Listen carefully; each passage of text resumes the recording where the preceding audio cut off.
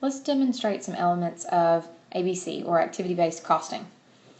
Activity-based costing, just to start off with, this is something that is supplemental to cost systems. It's not a replacement. So you could do a job order cost system, for instance, or the process cost system that we've looked at previously, in conjunction with activity-based costing. What activity-based costing is a way to allocate overhead costs. So we can do that using other costing systems. So again, it's supplemental, it's not in place of. We use activity-based costing to help reduce distortions with allocating costs. If a product doesn't use everything the same, then we could get a lot of distortions with our costs if we apply them evenly, or even within departments. When we talked about process costing, if we're applying them based on departments, but we can actually identify specific activities that are done, and this is done differently, that's yet another way that we could have some distortion when we allocate our costs. So this tries to help eliminate, or at least reduce, some of that distortion that we could have with just traditional ways of allocating your overhead costs. Let's start off and work through kind of an example of activity-based costing and how it would work. And now again, we're dealing with activities now instead of, say, departments. It's kind of easy to talk about what we did with the process costing system in relation to this. There we allocated costs based on each department. Well, we're not going to have departments now, we're going to have activities. So you're looking for those things, any kind of process or action that's going on that you can track costs to and assign out costs. So we're going to have what we refer to as activity cost pools. And this is again a place that we can pool costs and to each type of activity and allocate them based on something called a cost driver. A cost driver is the way that we know how to allocate out the cost. It's the reason that we are using the cost. So for instance, let's look at our cost pools in this example. We have three. We've got machine setups, fabrication, and inspection. So I've got estimated overhead for each of these pools. We're estimating $200,000 for machine setups, $800,000 for fabrication, and $100,000 for inspection. So based on those activities or those pools, then we can come up with a cost driver to help us assign out that $200,000. How are we going to assign it out? Well, machine setups, a good way to do that is look at the number of setups. It's a good way to have a cause and effect relationship between the cost and the production. So that's probably going to be a good way to spread that cost. For the fabrication, we're going to use machine hours. How long did we spend with that equipment? How many actual machine hours did we have? And for inspection, we're going to use number of inspections. So that's how we're going to allocate the cost out under activity-based costing. So for instance, machine setups, we're going to take that $200,000 and allocate it based on the number of setups. So we've estimated our number of setups for the period to be 1,200. Based on that, I can give you an activity rate that I can use to allocate out when we actually have production going on. Same thing for the other two cost pools. We've got 64,000 expected machine hours and 2,500 expected inspections. That was kind of hard to say. So the first thing I need is to actually get an overhead rate per activity. Now we've done overhead rates already. You did a predetermined overhead rate, which was the same for everybody, everything. Then we did departmental overhead rates. Okay, it was per department. Well, now we're getting even more specialized. We're doing overhead rates for each activity. So let's just start with the first one. We've got machine setups. Okay, so we estimated that we were going to have $200,000 in machine setups. And my cost driver for that is number of setups, and we're expecting 1,200 total setups. So when we just do the math on this, you're going to see that we get $200 per setup. So for that activity, that would be my overhead rate that I'm going to use to apply. Again, do this with the other two as well. Erase this, start over. So for fabrication, we're estimating $800,000. And my cost driver was machine hours. We expect 64,000 machine hours. So this is going to give me $12.50 per machine hour.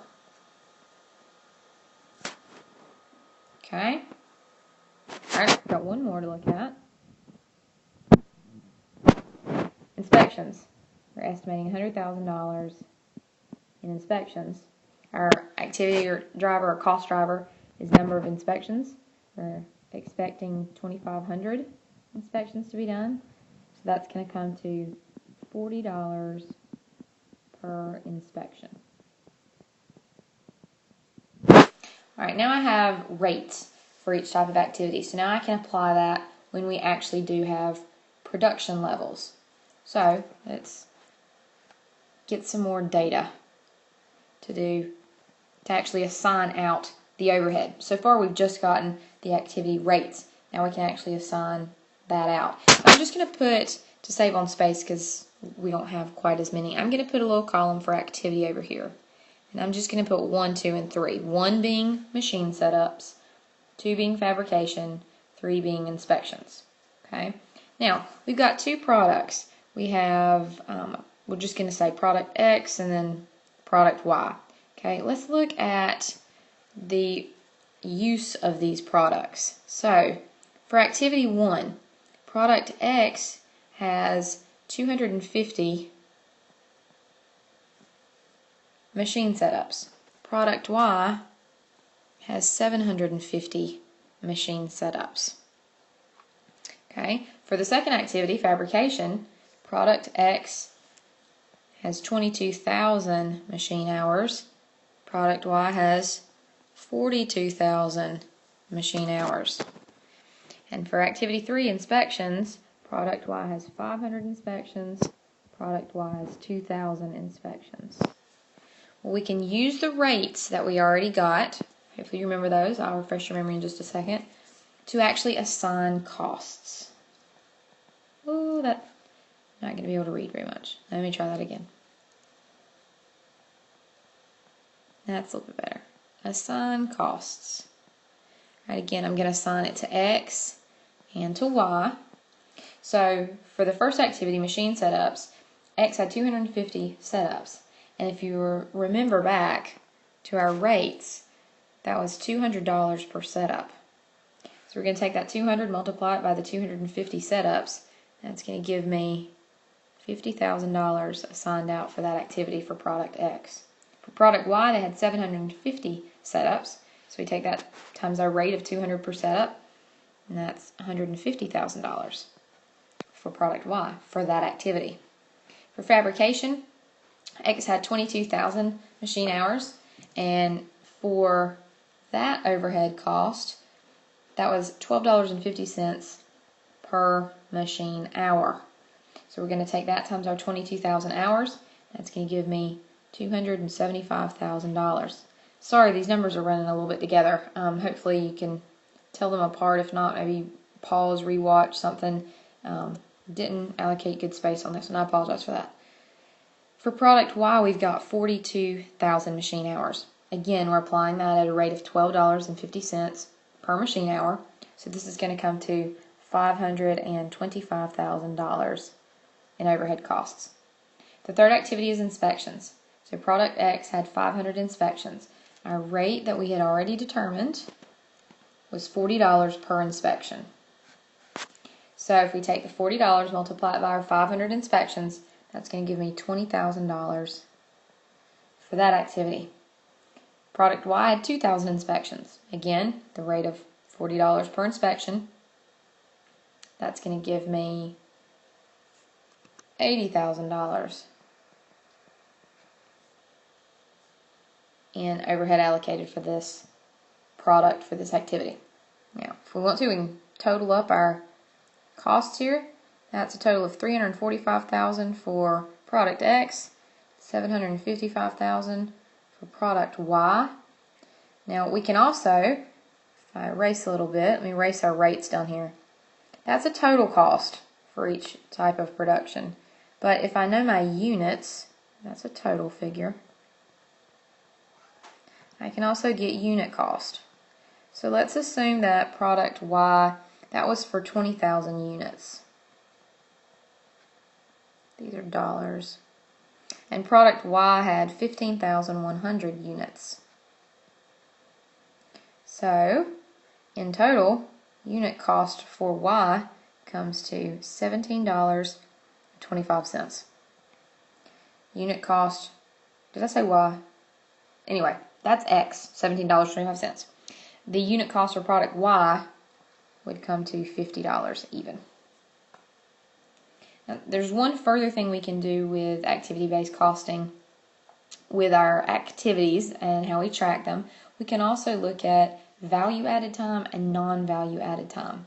Value-added time is exactly what it sounds like. It adds value to the product or the service. So it increases the market value of that. For production, this could be you paint the product. That adds value to the product. You assemble the product. Okay. You bake the cake. All of those add value to the market value. You prepare a tax return. That's going to add market value. Non-value added time does not add market value. It doesn't mean that it doesn't necessarily need to be done, but it doesn't add anything to the actual market value. So when you store inventory, for instance, you might have to store it, but it doesn't actually add value to the product. Moving during production, ordering supplies for your office, for instance, if you're, let's say you're an accountant, okay, that doesn't actually add value. So those would be non-value added. Again, that's another way we can look at trace costs and use that for some managerial decision making.